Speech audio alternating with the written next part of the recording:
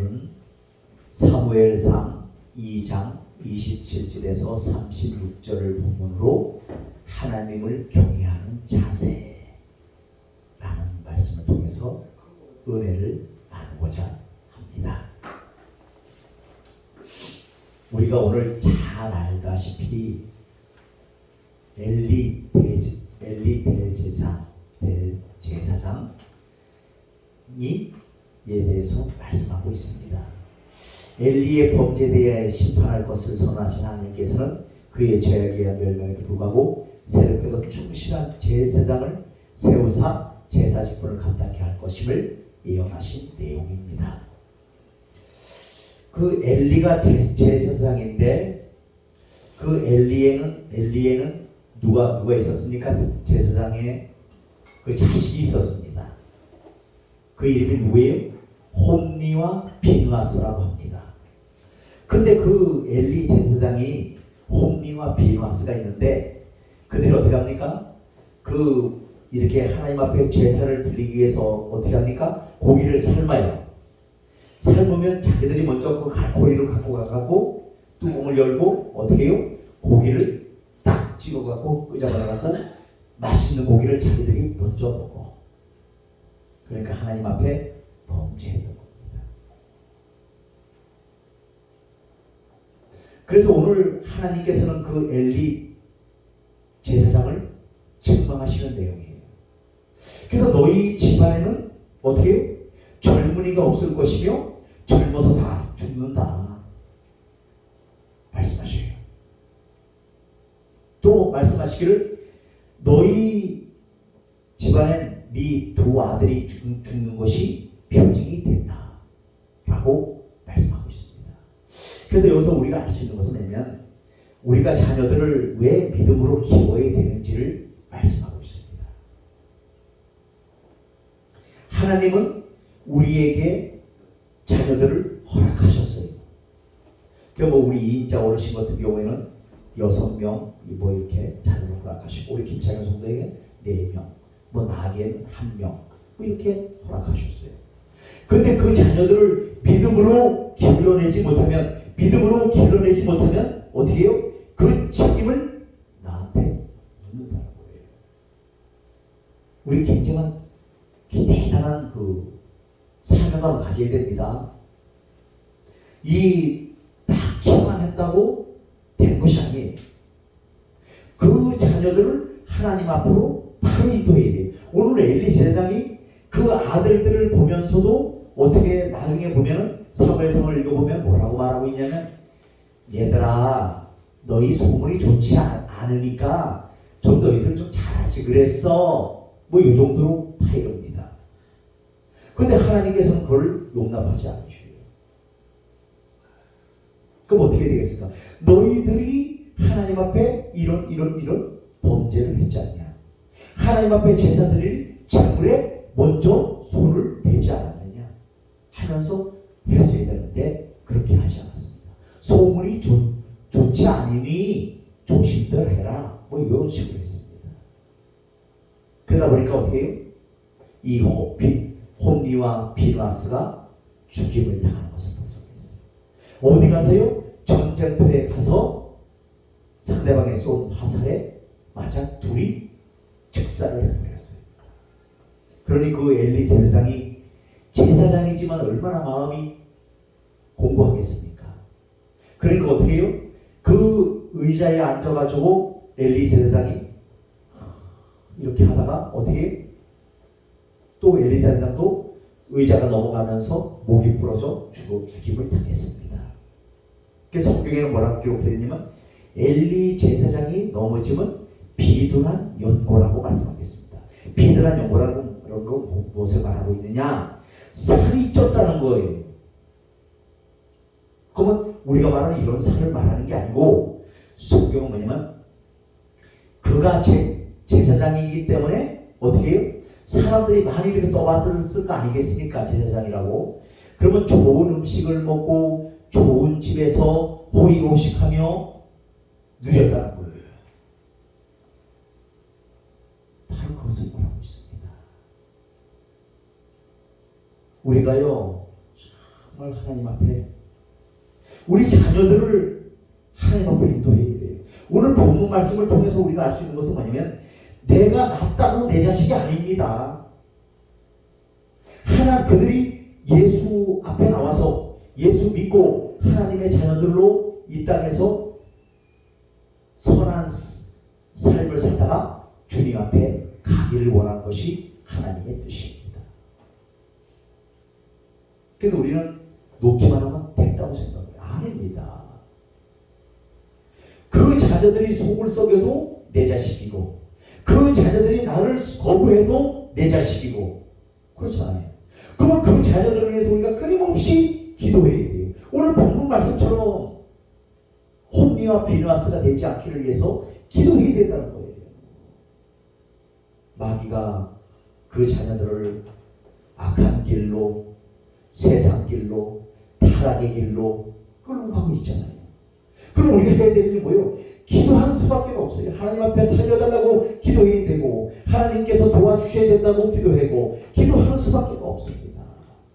하나님을 적극적으로 의지해야 돼요. 그래서 하나님께서 또 누구를 보내시느냐? 그 엘가나라고 하는 그 집안에 부인이 둘이 있었습니다. 큰 부인은 한나라고 하고 또 작은 부인은 브린나라고 합니다. 근데 그 첫 번째 부인이 애를 못 낳아. 그러니까 두 번째 그 들어온 첩이 애를 쑥쑥쑥 잘라. 그러니까 어떻게 해요? 이렇게 얘기합니다. 그 첩이 네가 무슨 본 마누라고 꼴값을 떨어 애도 못 낳는 것이 이러면서 막 이렇게 우습게 여기고 무시합니다. 그래서 한나가 얼마나 괴로운지 몰라요. 그렇잖아요. 생각을 해보십시오. 애를 낳아야 되는데 애를 못 낳잖아요. 지금은 안 그렇습니다만 옛날에는 애 못 놓으면 뭐요? 칠거지 죄악 중에 하나라고 여깁니다. 가장 큰 죄입니다. 그 집안의 자손을 이어주지 못하기 때문에. 맞아요, 틀려요? 그렇잖아요. 그 이 시대도 바로 칠거지 죄악 중에 7가지 중에 하나만 걸리는 거예요. 애를 못 낳으니까. 그래서 그 한나가 하나님 앞에 기도합니다. 정식으로 기도하는 거예요. 아들을 달라고 이 가문의 자손을 있게 해달라고 기도하는 거예요. 근데 엘리 제사장이 딱 쳐다보고 그럽니다. 한나여 술을 끊어라. 쉽게 말해서 목사가 성도들을 이 영의 상태를 확인하지 못하고 그들이 어떻게 사는지 어떤 어려움이 있는지를 알지 못한다면 어떻게 되겠어요? 엘리 제사가 똑같다는 거예요. 지금 한나는 한을 가지고 자식을 달라고 하나님 앞에 매달리고 있는데 엘리 제사가 뭐라 그래요? 한나요 술을 끊어라 라고 말하고 있습니다. 그러니까 그 한나가 얘기합니다. 제사장이요, 저는 그 술을 먹은 것이 아니라 하나님 앞에 기도하고 있습니다 라고 말하고 있습니다. 그래서 결국 하나님께서 응답을 하셔서 누구를 보내주셨어요? 사무엘이라는 걸쭉한 선지자를 이 땅에 보내주셨습니다. 그 사무엘 선지자는 태어나자마자 하나님께서 집으로 보내는 가정에서 길러지는 것이 아니라 성전에서 길러지는 겁니다. 성전에서. 이런 쉽게 말하면 교회에서 길러지는 거예요. 교회에서. 그럼 교회에서 하는 일이 뭡니까? 날마다 기도하고 찬송하고 예배드리고 말씀 전하고 그런 거 하잖아요. 말씀 읽고 그런 것을 계속 하는 거예요. 근데 그 어린 사무엘에게 하나님의 음성이 들리는 거예요. 그러니까 사무엘이 엘리 제사장이 부른 줄 알고 왜 부르셨습니까? 나는 부르지 않았다. 누가 부르신 거예요? 하나님께서 부르신 거예요. 그래서 이스라엘의 이 사무엘 선자를 세우는 것을 볼 수가 있어요. 근데 사무엘 선자를 세워주셨음에도 불구하고 이 사사기에 보면은 이스라엘 백성들은 어떻게 해요? 왕을 세워달라고 난리를 칩니다. 만왕의 왕이신 여호와 하나님이 계시는데도 불구하고 계속 왕을 요구하는 거예요, 백성들이. 그러니까 하나님께서 사무엘 선지자를 통해서 누구를 세우셔요? 사울왕을 세우신 겁니다. 그래서 이스라엘의 초대 왕이 누구예요? 사울이잖아요. 그래서 사울을 세운 겁니다. 그래서 오늘 말씀해 보니까 나의 재물과 예물을 밟으며, 이것은 뭐냐면 모든 제단을 총칭하는 말이라는 거예요. 그러면 모든 재물을 총칭하는 일반적인 명칭을 뜻하는데, 엘리가 이런 제단의 재물을 밟았다는 말은 뭐냐? 그가 하나님의 제사를 멸시했다는 거예요. 그분 하나님의 제사를 멸시했다는 건 뭡니까? 결국 하나님 앞에 예배를 제대로 드리지를 않았다는 거예요. 여러분, 그래서 이 목사가 여러분에게 큰 말씀을 드리잖아요. 예배를 잘 드리셔야 됩니다. 교회 나오셔야 됩니다. 여러분들이 잘 되기를 저는 기도하고 있습니다. 늘 하는 것이 뭐냐? 여러분들이 그 예배를 잘 드려야 돼요. 왜? 하나님의 제사를 멸시하는 것이 되어지기 때문에. 그래서 우리가 예배에 실패해버리면 어떻게 되느냐? 모든 인간관계가 다 단절돼버려요. 그 다음에 두 번째는 이 예배에 실패를 해버리면 뭐가 되냐? 내 마음이 날마다 지옥이야, 지옥. 뭐 기쁜 일이 없어. 날마다 이것도 불만, 저것도 불만, 불평. 편하지 않습니다. 그래서 예배에 성공한다는 것이 뭐냐면, 이 예배 가운데 주님이 주시는 말씀을 듣고 하나님을 만나야 해요. 그럴 때 우리 가운데는 뭐가 일어나느냐? 심령 가운데 치료의 역사가 나타난 줄로 믿습니다. 바로 이거예요. 그래서 이 목사가 기가 막히게 떠들어요. 교회 나오라고, 예배 드리자고, 예배 드려야 된다고, 기도해야 된다고. 왜? 그렇지 않으면요 힘들어요. 지금 험악한 세상이잖아요. 사람들이라는 것이 내 맘대로 내가 뜻하는 대로 가는 게 아니잖아요. 항상 역반응이 일어나. 나는 잘한다고 잘하지만 그 사람은 또 그렇게 생각을 안 하고 있고, 그렇잖아요. 그러다 보니까 다 인간관계가 다 꼬여버려요.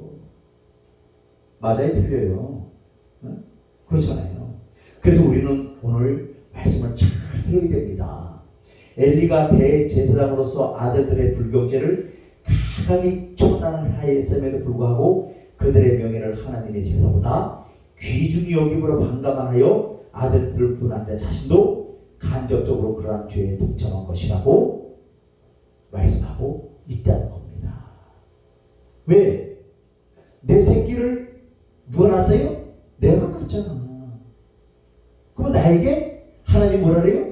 그 자식들에게만 책임을 묻는 것이 아니라 너도 책임이 있다는 거예요. 자식을 놓은 부모에게도 책임이 있다는 겁니다. 그것을 말씀하고 있습니다. 그러면서 충실한 대제사장을 일으키리니, 이것은 뭐냐? 엘리의 후손인 아비아달이 솔로몬에 의해 제사장직에서 폐위되고 사독이 대제사장이 된 것을 볼 수가 있습니다. 그래서 열왕기상 2장 27절에 말씀하시기를 아비아달을 쫓아내어 여호와의 제사장 직분을 파면하니 여호와께서 실로에서 엘리의 집에 대신하신 말씀을 응하게 함이었더라라고 말씀하고 있습니다. 하나님은 그러셔요. 이 쉽게 말해서 목회자들이 똑바로 안 하면 그 사람을 안 쓰십니다. 사람은 얼마든지 많아요. 근데 이 하나님께서는 근데 그 사람을 이렇게 뭐랄까 막 이렇게 왕따시키고 힘들게 하진 않습니다. 근데 문제가 뭐냐? 하나님께서 안 쓰신다는 게 문제예요. 목회자가 쓰임받지 못하면 어떻게 되겠습니까? 목사직을 파면 하면 다 있다는 거예요. 그렇잖아요. 이 우리의 주인 되신 하나님께서 이 목사를 안 쓰신다면 무슨 소용이 있겠어요? 그래서 우리는 하나님 앞에 쓰임받는 것에 감사하시기를 바라겠습니다. 감사해요. 나를 써주셔서 감사, 나를 예수 믿게 해주셔서 감사, 나를 주 안에 교회 보내주셔서 감사, 하나님의 말씀을 듣게 하셔서 감사, 예배 드리게 하셔서 감사하시기를 바라겠습니다. 여러분들, 근데 여러분들 건강하시잖아요. 또 건강하게 해주셔서 감사, 내가 이 땅에 살아있음에 감사, 맛있는 걸 먹을 수 있음에 감사. 우리 김선수 목사님은 당뇨가 심해가지고 많이 못 먹습니다. 먹으면 당이 올라가니까. 그래서 우리는 마음껏 먹을 수 있잖아요. 먹어도 괜찮잖아요. 근데 김선수 목사님 많이 먹으면 안 됩니다. 그 모든 것이 감사가 있어야 되는데 우리는 감사를 하지 못합니다. 두 번째로 그리스도의 말로 멜기세덱의 반차를 따른 영원한 대제사장이 되어 주셨다는 거예요. 히브리서 7장 21절에 말씀하기를 그들은 맹세 없이 제사장이 되었으되 오직 예수는 자에게 말씀하신 이로 말미암아 맹세로 되신 것이라. 주께서 맹세하시고 뉘우치지 아니하시리니 내가 영원히 제사장이라 하셨도다 라고 말씀하고 있습니다. 또 하나님과 우리 사이 화목을 위해 하나님께서 친히 세우신 순결하고도 완벽한 제사장이기 때문이라는 거예요. 그래서 히브리서 7장 28절에 말씀하시기를 율법은 약점을 가진 사람들을 제사장으로 세웠거니와 율법 후에 하신 맹세의 말씀은 영원히 온전하게 되신 아들을 세우셨느니라. 그 아들이 누구요? 예수 그리스도를 세우셨다. 하나님께서 이스라엘의 사무엘을 세우시고 많은 선지자들을 세우셨지만 결국에 누구를 세우셨어요? 예수 그리스도를 세우셨다는 거예요. 그래서 오늘 말씀해 보니까 하나님과 우리 사이의 화목을 위해서 예수 그리스도를 세우셨다. 우리는 봐요. 살아가면서 얼마나 죄들을 많이 짓습니까? 내가 죄를 안 지려고 해도 죄를 짓잖아요. 나는 죄가 없어. 누구를 찔러 죽이고 누구 것을 훔치고 그것만이 죄라고 하는 거예요. 그것만 아닙니다. 남을 미워하는 거, 또 남을 판단하는 거, 정죄하는 거, 남을 사랑하지 못하는 거, 이런 것이 다 죄라고 성경은 말하고 있습니다.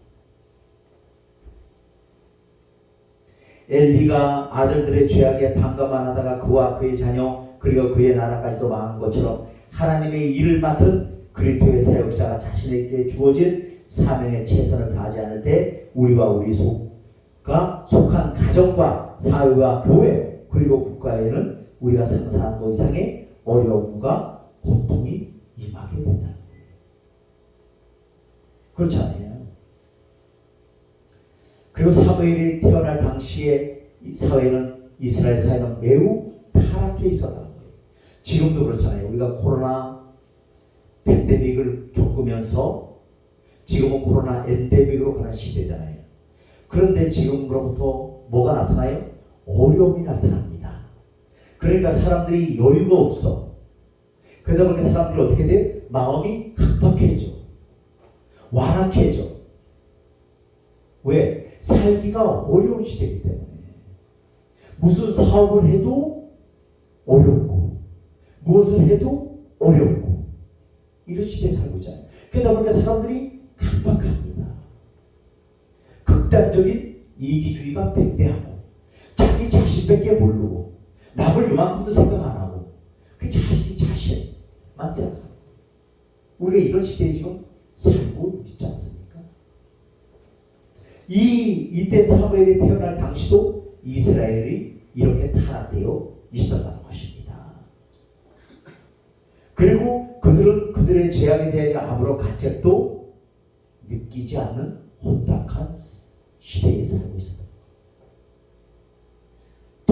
그런 타락한 성직자들, 쉽게 말하면 목사님들도 제단을 쌓고 하나님 집에 어리엔 사무엘을 맡겼지만 사무엘은 아무 죄도 물들지 않고 잘 자랄 수 있었다는 겁니다. 그건 무슨 얘기예요?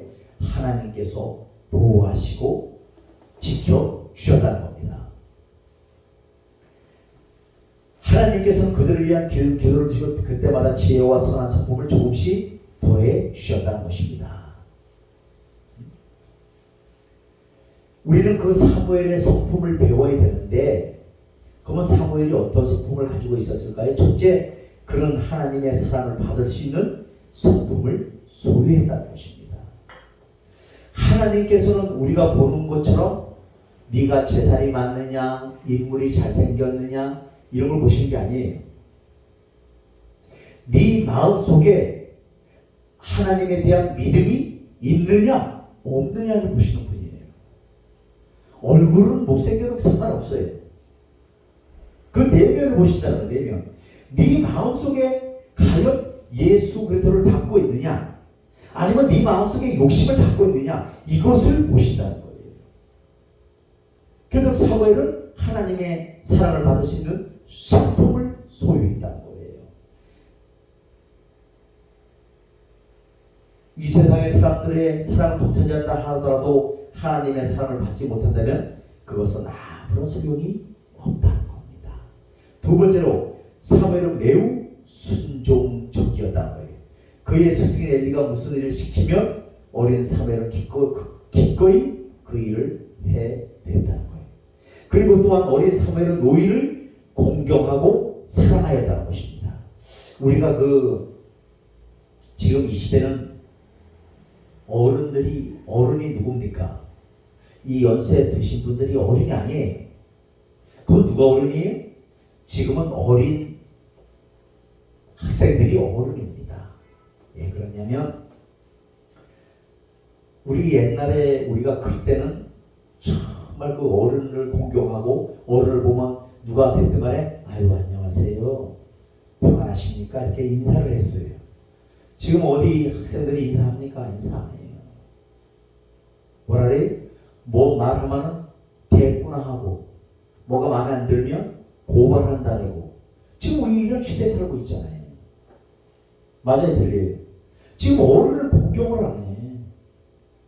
그런데 사무엘은 어른을 공경했다는 거예요. 그래서 하나님은 그 어른들을 공경하라고 십계명에 말씀하셨잖아요. 내 부모를 공경하라. 그러면 네 부모를 공경하면 네 생명이 이 땅에서 길대요. 무슨 얘기요? 오래도록 장수한다는 거예요. 그 말씀을 하고 계십니다. 근데 지금은 어른을 공경 안 합니다. 지금 우리 자식도 마찬가지고 뭐하면 뭐 알았어. 내가 알아서 할게. 아빠 시대는 아빠 시대고 내 시대는 내 시대야. 내 이 세 시대는 내가 알아서 해. 무슨 얘기요? 네 얘기는 듣기 싫다는 거예요. 내 얘기만 들어. 그게 뭐 누구를 받았다겠어요? 우리 자식도 도와 그랬는데. 맞아요, 틀려요. 맞잖아요. 그리고 사무엘은 진실하였다는 겁니다. 응? 이런 성품을 지닌 하나님께서는 사무엘을 사랑하셨다는 거예요. 그렇다면 어떻게 사무엘과 같은 성품을 소유할 수 있을까요? 첫째로 하나님과 사람들의 사랑을 받기 위해서는 예수 그리스도의 마음을 가져야 된다는 거예요. 예수님의 마음을 갖지 않으면 이 사무엘 같은 성품을 소유할 수가 없다는 겁니다. 무슨 얘기냐? 사람들한테 인정을 받을 수가 없다는 거예요. 나 잘났다고 떠드는 사람 좋아합니까? 싫어합니까? 싫어해요. 그저 당신 잘났습니다. 이렇게 섬기는 자세로 나가야 사람들이 좋아합니다. 둘째, 진리의 말씀을 마음속에 간직할 수 있도록 기도해야 된다는 거예요. 진리의 말씀 뭡니까? 성경 말씀이 진리예요. 그러면 이 말씀을 날마다 읽어야 돼요. 그 마음속에 간직이 되어져야 됩니다. 그래야 할 때 어떻게 해요? 사무엘 같은 성품을 소유할 수 있고, 또 인자와 진리로 내게서 떠나지 않게 그것을 내 목에 매며 내 마음판에 새기라. 그러면 내가 하나님과 사람 앞에서 은총과 귀중히 여김을 받으리라. 잠언서 3장 3절에서 4절까지 말씀하고 있습니다. 이제 매일매일 일정한 분량의 하나님의 말씀을 상고하여서 그 말씀이 내 자신을 주장하도록 해야 하는 것입니다. 셋째로 알게 된 말씀을 곧 어떻게 해야 돼요? 실천해야 돼요. 하나님의 말씀은 들어놓고 반대로요, 거꾸로 하면 안 되잖아요. 사랑하라, 판단하지 말아라, 정죄하지 말아라, 좋은 관계를 유지해라, 서로 불쌍히 여기라, 이런 하나님의 말씀을 들을 때는 그대로 실천해야 된다는 것을 말씀하고 있습니다. 주님께서는 너희는 도를 행하는 자가 되고 듣기만 하여 자신을 속인 자가 되지 말라고 야고보서 1장 22절에 말씀하고 있고요. 하나님을 진심으로 경외하는 마음을 가져야 된다는 거예요. 그분은 태초로부터 존재하신 분이며 천지와 인간을 지으신 분이기 때문입니다. 그래서 우리가 죄를 지었기 때문에 어떻게 해결할 길이 없기 때문에 하나님께서 독생자 외아들 우리 주 예수 그리스도를 이 땅에 보내셔서 우리와 하나님과의 막혔던 답을 어떻게 해요? 예수님이 십자가를 지심으로 그 답이 헐어졌고 우리는 주님을 부르면 주님께서 응답하시는 이런 하나님과 자녀 관계가 되었다는 것에 감사하시기를 주 예수 그리스도로 축원드리겠습니다. 또한 하나님을 경외하는 마음으로 그분이 우리에게 보내주신 예수 그리스도를 항상 우리 구주로 우리의 주인으로 모시고 살아야 된다는 거예요. 그게 여러분들 이렇게 사십시오. 어떤 일이 이렇게 꼬이고 힘들잖아요. 그러면 기도하십시오. 하나님, 지금 이런 일들이 있습니다. 이때는 제게 지혜를 주셔서 어떻게 풀어가야 될지 지혜를 허락하여 주시기를 원합니다. 하고 기도하시기를 바라겠습니다. 아무리 어려운 상황과 처지에 놓여있다 하더라도 우리는 결코 전멸할 필요가 없다는 거예요. 왜냐하면 나를 존중히 여기는 자를 내가 존중히 여기고 나를 멸시하는 자를 내가 경멸하리라고 하나님은 말씀하고 있습니다. 무슨 얘기냐? 하나님을 존중히 여기면 하나님도 여러분들을 존중히 여긴다는 거예요. 근데 하나님을 멸시하고 우습게 알고 경멸해버리면 하나님도 우리를 어떻게 해요? 경멸하신다. 어떻게 보면 무서운 말씀입니다. 여러분들 그래서 항상 하나님을 우리 마음의 주인으로 우리 가정에 우리 가문에 우리의 주인으로 모시고 날마다 기쁨의 삶을 사시기를 주 예수 그리스도로 축원드리겠습니다.